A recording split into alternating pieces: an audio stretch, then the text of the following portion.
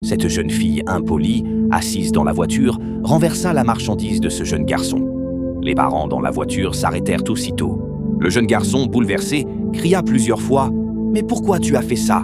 Pourquoi tu as fait ça ?» La mère sortit de la voiture, s'approcha du garçon et lui demanda « Qu'est-ce qu'il y a ?»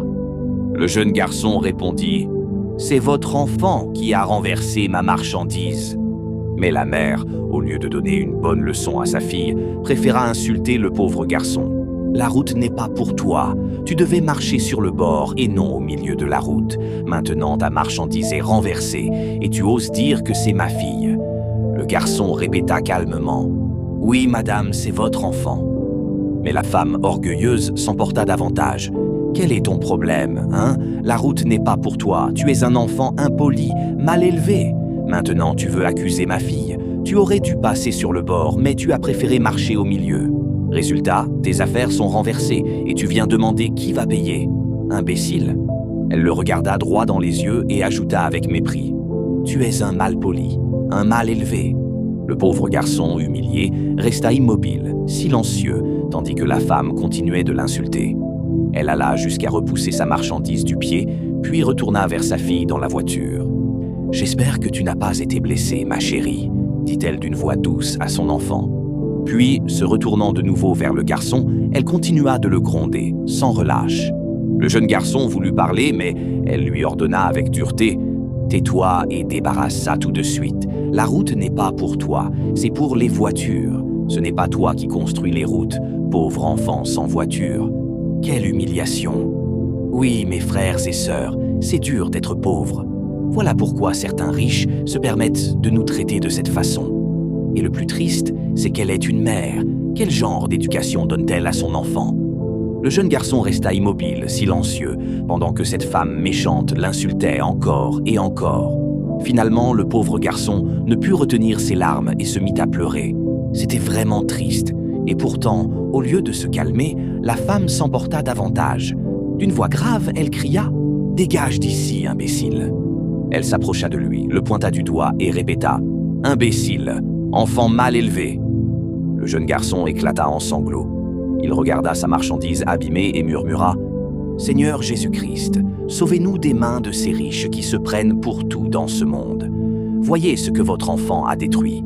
Comment vais-je expliquer ça à ma mère quand je rentrerai à la maison ?» Mais la femme méchante refusa encore d'entendre raison. D'une voix dure, elle lança « Ah, donc maintenant tu veux nous accuser pour tes problèmes? Tu veux rentrer chez toi et dire à ta mère que c'est nous? Non, tu diras la vérité, que tu t'amusais au milieu de la route et que ta marchandise est tombée. » À ce moment-là, le père sortit enfin de la voiture. Cet homme resta debout, immobile, regardant la scène avec gravité.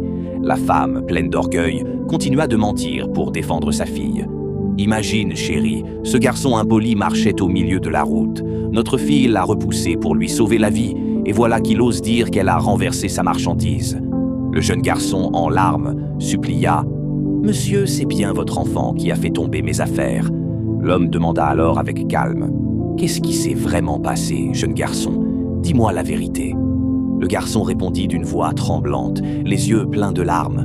« C'est votre fille, monsieur. C'est elle qui a renversé ma marchandise. » Mais la femme égoïste intervint encore. « Et alors, où est le problème? » L'homme réfléchit un instant et dit « Si je comprends bien, tu veux dire que ma fille t'a repoussé et que ta marchandise est tombée à cause de ça. » Le garçon répondit « Oui, monsieur. » Mais la femme mentit encore une fois. « Tu imagines, chérie, ce garçon impoli qui traverse au milieu de la route? Notre enfant a bien vu le danger et elle a réagi. C'est lui qui est tombé avec sa marchandise et maintenant il veut accuser notre fille. » L'homme, immobile, observait la scène. Il demanda calmement « As-tu vu de tes propres yeux ce qui s'est passé ?» Mais malgré l'évidence, la femme continua de défendre sa fille impolie.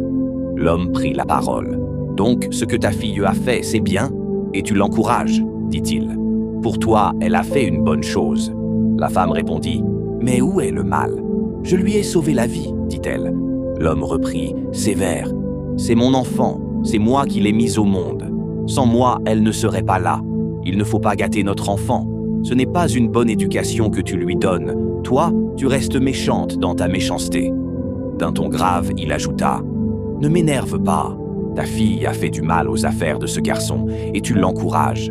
Quel est donc ton principe d'éducation? C'est comme ça que tu veux élever notre enfant? L'homme retrouva la marchandise étalée par terre et regarda, indigné, ce que sa fille avait fait. Il gronda d'une voix grave. « Regarde ce pauvre garçon devant toi. Il est pauvre. Il sait ce que la vie lui réserve. C'est pour cela qu'il vend. Est-ce que ta fille a déjà vécu ça? Est-ce qu'elle a jamais eu à vendre ainsi ?» La femme resta immobile, incapable de répondre. Puis, méprisante, elle répliqua. « Tu n'as pas vu ce qu'il a fait ?» L'homme insista, pointant du doigt. « Quelle impolitesse ! Le pauvre garçon marchait, et ta fille a levé la main et poussé son sac. Sa marchandise est tombée. Tu as vu cela de tes propres yeux, et maintenant tu nies la vérité. Pourquoi? Quel est ton problème? Je vois bien que tu es égoïste. » La femme reprit. « Ce jeune garçon a besoin d'une leçon. Il faut lui montrer comment on marche dans la rue. Il est vraiment mal élevé. » En entendant cela, l'homme la menaça du regard et la pointa du doigt. « Fais attention à ce que tu racontes. Ne dis pas un mot de plus. Tu verras ce que je vais faire. L'impolitesse est dans ton sang. Il ne faut pas contaminer ma fille. » Puis, se tournant vers le pauvre garçon, il demanda avec calme. « Je te prie de lui pardonner, d'accord? Excuse acceptée. » Dans la voiture, la fille impolie voulait parler, mais la mère retourna vers elle, clamant « Attention, sinon je te jure que je ne supporte pas l'impolitesse. » La fille sortit alors de la voiture. Le père, furieux, la saisit par le bras. D'une voix grave, il la menaça. « À partir d'aujourd'hui, plus jamais ça. Si cela se reproduit, je te frapperai jusqu'à ce que tu comprennes. La personne dont tu as renversé la marchandise, c'est ton égal, c'est la mère de quelqu'un. Et tu es parti sans rien dire. Tu dois lui présenter des excuses, espèce d'impoli. Si je vois ça encore, tu verras. » La mère, tout aussi orgueilleuse, saisit le bras de sa fille et répondit « Jamais. Ma fille ne s'agenouillera pas devant lui.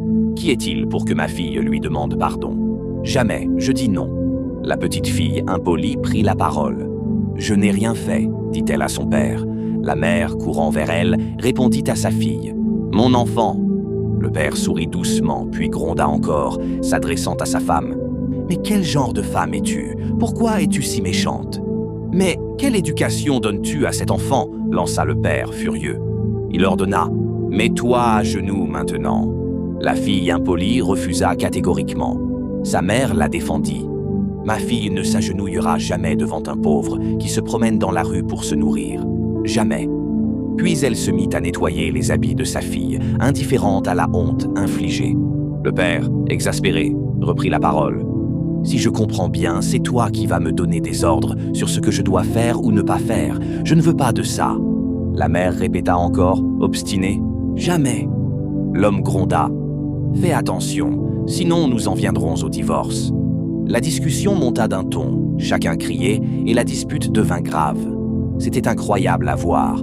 Puis le père s'adressa à sa fille. « Allez, mets-toi à genoux devant lui et demande pardon. » Après quelques instants d'hésitation, la petite fille impolie se mit à genoux devant le pauvre garçon. Elle murmura contrite. « Pardonne-moi, je ne savais pas. Excuse-moi. » Le jeune garçon, toujours abattu, se pencha sur sa marchandise. « Que vais-je dire à ma mère quand je rentrerai ?» pensa-t-il. À cet instant, la mère, entendant sa fille, lui ordonna sèchement de se taire. « Tais-toi. » À cause d'un petit incident, tu veux en faire toute une histoire. Quel est ton problème? Pourquoi cherches-tu l'embrouille? Le père resta immobile, regardant tout le monde droit dans les yeux. Il saisit le bras de sa femme, la pointa du doigt et lui dit « Fais attention à ce que tu fais. C'est mon enfant. Ne le contamine pas avec tes mauvaises habitudes. Une femme ne me dira pas ce que j'ai à faire dans ma maison, ni sur mes enfants. Je te le dis gentiment. Arrête cela. » Puis il se tourna vers le pauvre garçon et avec un ton plus doux, lui dit « Ne t'inquiète pas, je vais te donner de l'argent pour que tu puisses réparer ce qui est cassé. Va acheter un autre sac et recommence ton commerce. » La mère, entendant cela, s'exclama, outrée « De l'argent ?» Le père alla vers la voiture. Pendant ce temps, la femme continuait d'humilier le pauvre garçon. Elle leva la main et le pointa du doigt en le renvoyant. « Pars d'ici. »« Imbécile !» cria la femme. « Quelle méchante femme ! Elle n'avait aucune honte. » Le mari revint alors avec quelques billets en main. Il les compta calmement, puis les tendit à sa femme. Elle s'emporta. « Voyons, pour un petit truc comme ça, tu donnes autant d'argent ?» L'homme resta droit, mais elle se mit à fuir de l'autre côté, en criant encore « Pour un plastique brisé, tu lui donnes beaucoup d'argent !» Le mari prit la parole d'une voix ferme. « Ta fille a fait une mauvaise chose. Au lieu de chercher une solution, tu préfères défendre ta fille. » Sa femme répliqua aussitôt. « Au lieu de dépenser l'argent pour nous, tu préfères le donner à cet impoli. Ma fille lui a sauvé la vie. Sinon, il aurait pu être écrasé par la voiture. Et maintenant, tu lui donnes ton argent? Ce n'est pas bien du tout. Les pauvres veulent toujours profiter des riches pour leur soutirer de l'argent. » Le mari la fixa droit dans les yeux et dit « Écoute bien, c'est mon argent. Je le donne à qui je veux, quand je veux. Cela ne te regarde pas. Est-ce que c'est ton argent ?» Elle resta immobile, silencieuse. Mais son mari ajouta encore, sévère. « Je te le dis gentiment, attention, sinon nous allons nous séparer. Ta fille a mal agi et tu l'as vu de tes propres yeux, mais tu continues de l'encourager. Ce n'est pas bon du tout. » Puis il conclut. « Tu es vraiment méchante. Si j'avais su, je n'aurais jamais accepté de t'épouser. » La femme, vexée, lança encore. « Quand on était fiancés, tu ne dépensais pas ton argent comme ça. Maintenant, tu gaspilles pour des choses inutiles. Regarde ce plastique. Ça ne mérite pas de l'argent et tu lui donnes des millions. » L'homme indigné répondit « Regarde-toi, tu repousses même la marchandise de ce pauvre garçon avec tes pieds. Quelle méchanceté! Je ne pense pas que notre mariage pourra durer longtemps avec ce comportement. Jamais. » Puis il se tourna vers sa fille et gronda « Toi, maintenant, rentre dans la voiture. » La fille rentra, mais le père la suivit et d'un ton menaçant ajouta « Si jamais cela se reproduit, tu verras de quoi je suis capable. Je ne t'ai jamais frappé, c'est peut-être pour cela que tu fais des choses que je n'aime pas. Attention. » Ensuite, il se retourna vers le jeune garçon. « Bon, je pense que le problème est réglé maintenant. Voici 27 billets. Tu pourras racheter ton plastique et recommencer ton petit commerce. » Le jeune garçon reprit sa marchandise, puis s'en alla sur son chemin. Le mari se tourna une dernière fois vers sa femme et la regarda droit dans les yeux. « Famille bien-aimée, si c'est la première fois que vous regardez cette vidéo, je vous invite à vous abonner et à partager autour de vous. Voyez ce qui s'est passé ici. Une femme égoïste a failli détruire son mariage à cause de son orgueil et de son mépris.